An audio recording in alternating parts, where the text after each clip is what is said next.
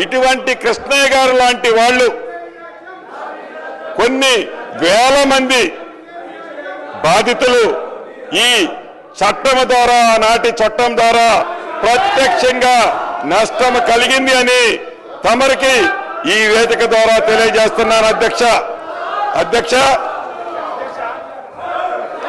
మనం చిన్నప్పుడు చదువుకున్నాం. ఒక పిట్ట కథ మీకు చెప్పాల్సిన అవసరం ఉంది అధ్యక్ష. 2 పిల్లులు రొట్టె కథ ఈ ధరణిలో ఉంది. ఏదైతే 2 పిల్లుల మధ్య ఒక రొట్టె కథ గ్రామీణ ప్రాంతాల్లో కథలుగా చెప్పుకుంటారు అధ్యక్ష. ఆ కథ ఏంటంటే, ఒక రొట్టె ముక్క, 2 రొట్టె ముక్కలు ఉంటాయి అధ్యక్ష. ఆ రొట్టె ముక్కలో ఒక పిల్లి ఆ సైజ్ ఎక్కువ ఉందని, ఇంకొక పిల్లి ఈ సైజ్ ఎక్కువ ఉందని కోతి పంచాయతీ చేస్తుంది అధ్యక్ష.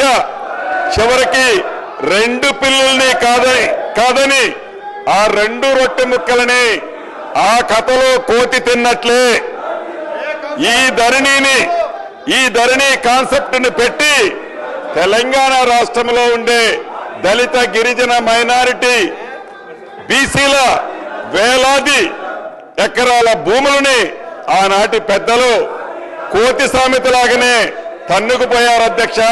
ఈ ధరణిని పెట్టి అదే రకంగా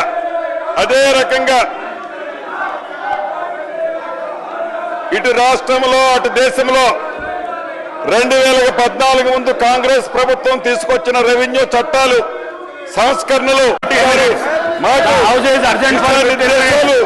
అని ఇక్కడ చెప్పాలి.